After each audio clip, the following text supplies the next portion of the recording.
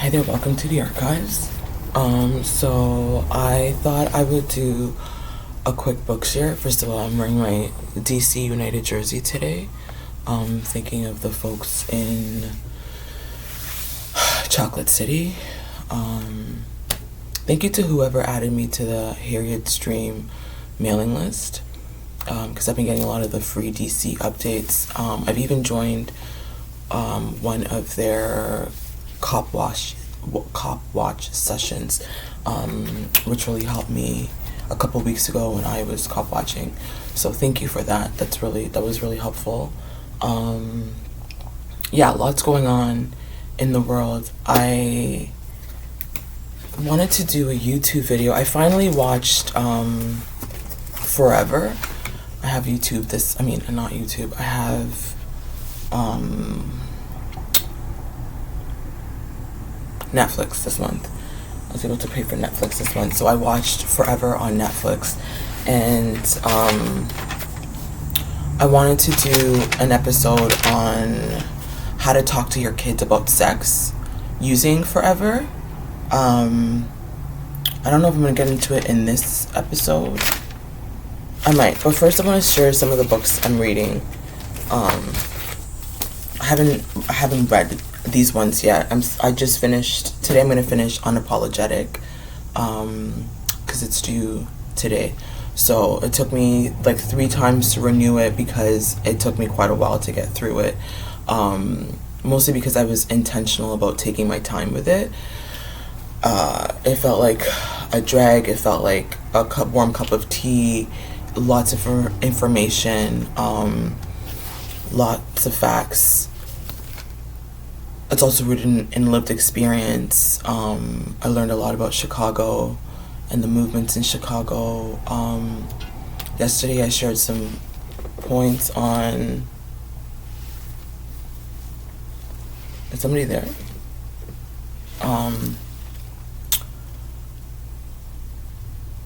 The drama. The dramas within movements. That's been something that happens lately. And so I shared that on my LinkedIn yesterday, a couple quotes from there. Really good book. I'm almost done it. So I haven't started this one yet, but this was available. It was a long waiting list. Being Jewish After the Destruction of Gaza, A Reckoning by Peter Beinart. So again, I haven't started this one yet. I just picked it up. A bold, urgent appeal from the acclaimed columnist and political commentator addressing one of the most important issues of our time. In Peter Beinart's view, one story dominates Jewish communal life, that of persecution and victimhood. It is a story that erases much of the nuance of Jewish religious tradition and wraps our understanding of Israel and Palestine. After Gaza, where Jewish text, history, and language have been deployed to justify mass slaughter and starvation, Beinart argues Jews must tell a new story. After this war, whose horror will echo for generations, they must do nothing less than offer a new answer to the question, what does it mean to be a Jew? Beinart imagines an alternative narrative which would draw on our nation's efforts at moral reconstruction and a different reading of Jewish tradition. A story in which Israeli Jews have the right to equality, not supremacy, and in which Jewish and Palestinian safety are not mutually exclusive, but intertwined.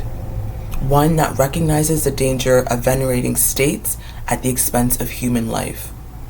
Being Jewish after the destruction of Gaza is a provocative argument that will expand and inform one of the defining conversations of our time.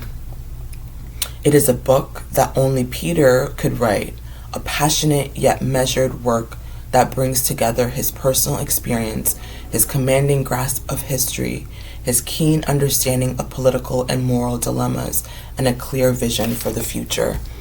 And then at the back of the book, one second, because I'm going to pull up something as well. At the back of the book, it says, over the last year, so this was probably written like a year ago, because we're going on 2 years now, right? We're going on 2 years of this, 1 second.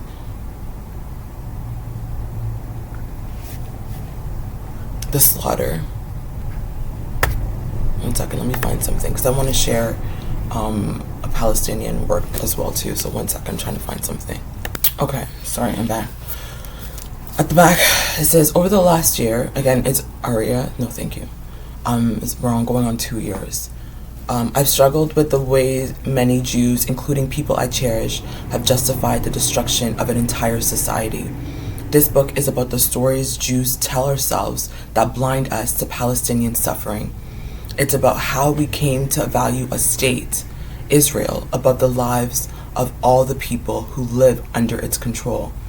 And it's about why I believe that Palestinian liberation means Jewish liberation as well.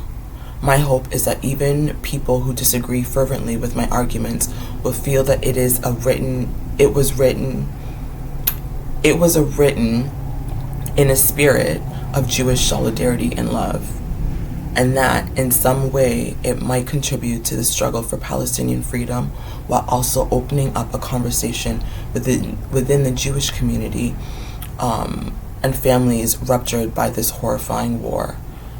Again, whether it's a war or not is debatable, right? It's not debatable. It's not. Even Israeli human rights organizations are using the word genocide, right? So they can cancel us all they want for stating what it is. But also, I know that Palestinians are also weary of non-Palestinians moving to the forefront. So I also wanted to, there's a book that's coming out, it's available, I believe, in September 16th. I requested it at my library. It's under review to see if they'll get it, but it's by Jenan Matari. Everything Grows in Jiddo's Garden. Am I pronouncing it right? Jiddo? Everything Grows, Ari. Okay, thank you so much. Be careful, okay? Since Jiddo's garden is wonderful. In it grows so many amazing things to see, smell, and taste. But helping him to tend, Jiddo means grandfather, but helping him to tend the garden teaches this young girl about even more fig trees. It gives her a chance to discover just who she is. Many years ago, like so many Palestinians, her family was forced to leave their homeland. But Jiddo shows her how. Until they can return, tending a garden can connect them to home and to each other. I'm going to share one more by a Palestinian writer. 1 sec. And I also have a book here by a Palestinian writer. This one is by Mary Lou Zeitoun. Jamilah at the End of the World. I really like this book. Jamilah reminds me a lot of myself. So Mary Lou Zeitoun is a Palestinian Canadian author, essayist, art journalist, and activist. Her novel 13 was a young adult winner in the 2008 New England Book Festival Award. And she had fiction published in Tattle Creek magazine, Canadian Notes and Queries. She divides her time between Toronto, Ottawa, and Ottawa, Ontario. So Palestinian Canadian, this one is by Lorimer. I really like a lot of the books that Lorimer writes. So when electricity overconsumption during a summer heat wave causes citywide blackout, Jamilah's eco-anxiety kicks in to high gear. After years of doom scrolling and being inundated by warnings of a looming climate change catastrophe, she knows this is it. The end for the planet and the life as she knows it. So why is no one in her family taking her plans to save them by converting the garage into a bunker, stockpiling Lara bars, so granola bars, or using her university fund to buy a generator seriously? Is it really up to Jamilah to save the world on her own? Let's just start with this one and the Palestinians, right? Because again, it goes back to like that white supremacy thing where you're putting white people first. My apologies for that. But that wasn't the logic. So these are the books I would share. This one I'm about to start. This one I've already read. Jamilah at the End of the World. This is really good for like climate activists if you want to introduce like young authors. This is a teen fiction, so it's good for ages 13 and up. And basically she's just like highly anxious about the world coming to an end. And then during a heat wave, there's no electricity for a while. So yeah, some other children's books I have here. I'm not going to do the I'm not going to do how to talk about sex with your kids today. I'm gonna save that for another episode.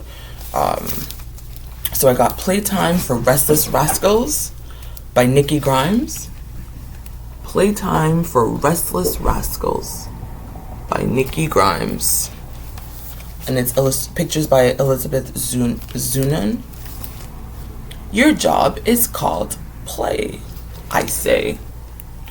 So this one, on rainy days, that means dancing in puddles. On sunny days, it means swinging so high you feel like you could reach the sun. At the end of the day, it's time to play with Daddy because you know what your job is to play. That your job is to play. Come along on a whimsical adventure in this rollicking celebration of playtime from Coretta Scott King Award-winning author Nikki Grimes and illustrator Elizabeth Zeitoun. So again, I haven't read this one yet. I haven't read to the girls in a while, my kittens. I've been reading mostly to myself. I haven't read this one either, but I love mermaids. You know I love mermaids. I drew a mermaid that I want to get my next tattoo on my arm. The Girl and the Mermaid. So again, this one is by Hollie Hughes and Sarah Massini. So Alana lives in a lighthouse by the sea, and her days are filled with the warmth of her grandmother's magical stories. But Alana is worried. Granny's memories and stories are starting to fade away. She doesn't know how to bring them back. Then one day, Alina meets a mermaid on the rocks near the lighthouse, and she's swept into a magical adventure. Yes, she is. The honking said she's on a magical adventure. Deep under the sea, can the mermaid help her find the stories, and can Alina help to keep the memories shining brightly? This heartwarming picture book takes readers on a and fanciful journey to explore the importance of family, memory, imagination, and storytelling. So, The Girl and the Mermaid. So these are the ones I have yet to read. I've read this one, would highly recommend this one. Jamilah at the End of the World. I think I shared it before already. And then this is the next nonfiction book I'm going to start reading. Being Jewish After Destruction of Gaza, A Reckoning. So, until next time, in solidarity. Free DC.